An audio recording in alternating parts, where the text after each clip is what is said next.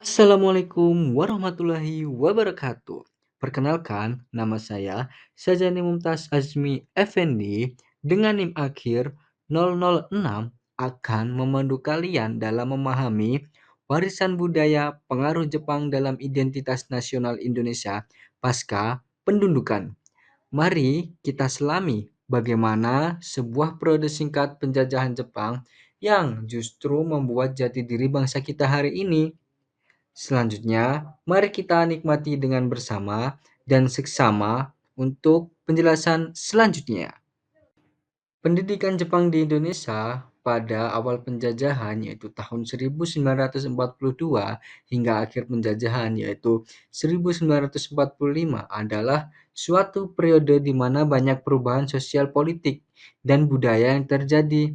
Masyarakat Indonesia, baik ketika masa penjajahan dan setelah penjajahan, mengalami banyak transformasi yang signifikan selama masa pendudukan. Nah, transformasi signifikan ini ada yang berupa hal yang positif, di mana ada bentuk peningkatan infrastruktur dan pendidikan. Banyak elemen budaya lokal yang terancam punah akibat dominasi budaya Jepang.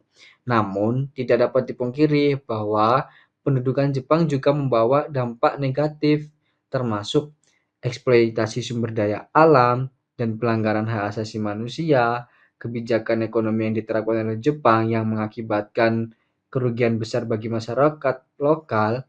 Ini suatu bentuk negatif dari kependudukan Jepang itu sendiri. Pembahasan pertama yaitu ada pengaruh budaya Jepang selama masa kependudukan Jepang. Yang pertama ada sistem pendidikan yang diubah oleh bangsa Jepang. Lalu yang kedua ada kebudayaan dan tradisi yang dapat mempengaruhi masyarakat Indonesia. Yang ketiga muncul semangat nasionalisme dan identitas nasional. Lalu yang keempat pengaruh bahasa dan kosakata Jepang. Bab selanjutnya yaitu terkait pengaruh budaya Jepang di Indonesia setelah masa kependudukan Jepang. Yang pertama, ada bidang kesenian. Yang kedua, ada bidang militer. Lalu yang ketiga, ada bidang bahasa dan budaya. Yang keempat, ada bidang seni, hiburan, dan kuliner. Untuk mengetahui lebih lanjut, ikuti simak video berikut. Selanjutnya, mengenai pengaruh budaya Jepang ketika masa pendidikan, yang pertama ada sistem pendidikan, di mana penghapusan dualisme kurikulum yang sebelumnya dipakai oleh penjajahan Belanda, ini dihapus oleh masa kependudukan Jepang. Selanjutnya, ada pembatasan agama dan penerapan budaya Jepang. Nilai-nilai Islam, nilai-nilai keagamaan digantikan oleh penerapan budaya Jepang. Lalu, yang ketiga, ada penggunaan bahasa Indonesia dalam pendidikan. Bahasa Indonesia digunakan sebagai bahasa utama untuk sistem pembelajaran, sehingga saat ini menjadi bahasa nasional. Lalu, yang berikutnya ada fokus pendidikan militer. Pendidikan militer ini karena ditujukan untuk keperluan Perang Asia Pasifik, di mana di situ membutuhkan para prajurit yang banyak. Lalu yang kelima ada peran pribumi dalam mengajar dan diajar. Dalam sistem pendidikan di Jepang ini atau sistem pendidikan dalam masa kependudukan Jepang ini, pribumi memiliki peran yang banyak dalam hal mengajar atau juga yang diajar. Mereka memiliki peran penting atau peran utama dalam sistem pendidikan Jepang. Selanjutnya ada budaya dan tradisi. Pendudukan Jepang selama 3,5 tahun membawa perubahan yang signifikan pada budaya dan tradisi di Indonesia. Yang pertama, ada lembaga kebudayaan yang bernama Keimin Bunkei Doso. Lembaga ini yaitu untuk mengawasi seniman agar karya-karya mereka ini selaras dengan kepentingan Jepang, yaitu kepentingan propaganda. Selanjutnya ada kewajiban Seikirei, yaitu kewajiban ini mewajibkan rakyat membungkuk ke arah matahari terbit sebagai bentuk penghormatan kepada Kaisar Jepang. Pembahasan selanjutnya yakni ada semangat nasionalisme dan identitas. Pendudukan Jepang yang awalnya hanya mengklaim sebagai pembebas justru malah memicu penguatan nasionalisme Indonesia akibat dari adanya penindasan dan eksploitasi. Yang pertama, ada pahlawan perlawanan. Ini dipimpin oleh seperti tokoh Khairul Saleh dan Supriyadi yang memimpin perlawanan untuk menentang penjajahan kolonialisme pada Jepang.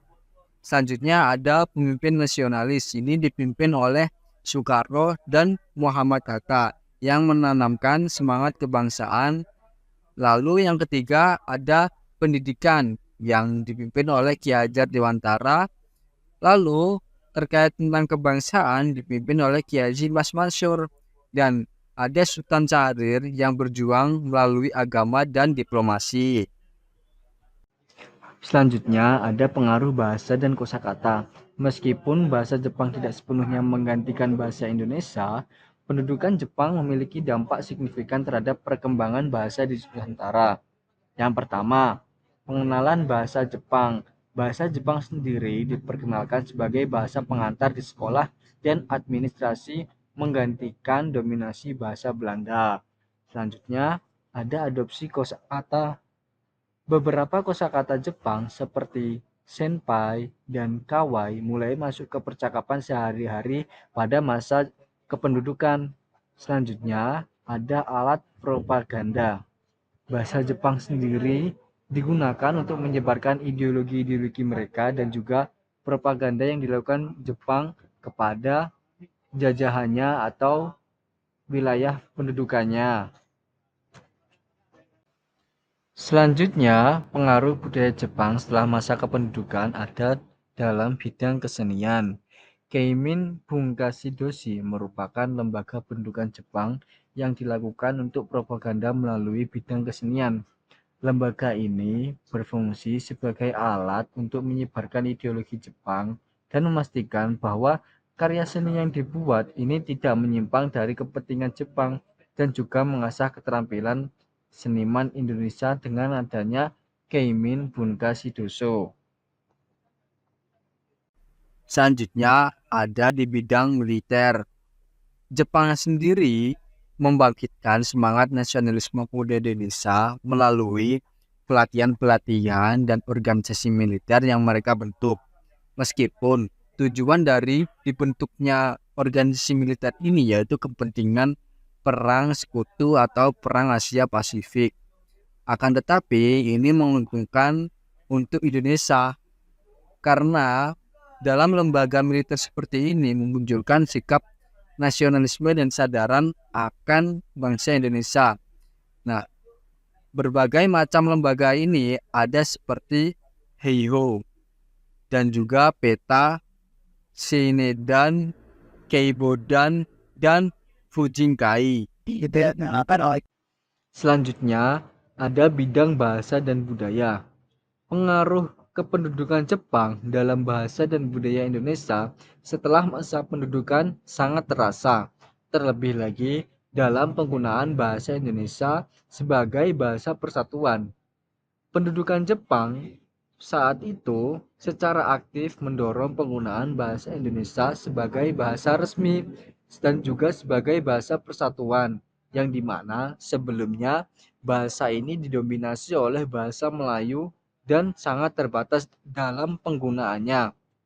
Langkah ini sangat krusial dalam memperkuat identitas nasional karena penggunaan bahasa Indonesia. Selanjutnya, pelestarian dan perpaduan budaya antara budaya Jepang dan Indonesia itu ada upacara seperti teh sadao dan seni bela diri seperti karate, judo, ini masih dilestarikan di Indonesia sampai saat ini. Pembahasan terakhir mengenai pengaruh budaya Jepang setelah masa kependudukan itu ada bidang seni hiburan dan kuliner. Dalam bidang seni dan hiburan seperti film, anime, dan fashion Jepang, ini sangat mempengaruhi budaya populer di Indonesia sampai era modern saat ini. Contoh dari film anime tersendiri itu ada Naruto, Dragon Ball, dan juga sekarang fashion Jepang ini mulai tren di kalangan masyarakat Indonesia. Selanjutnya ada di bidang kuliner. Kuliner ini sangat bermacam.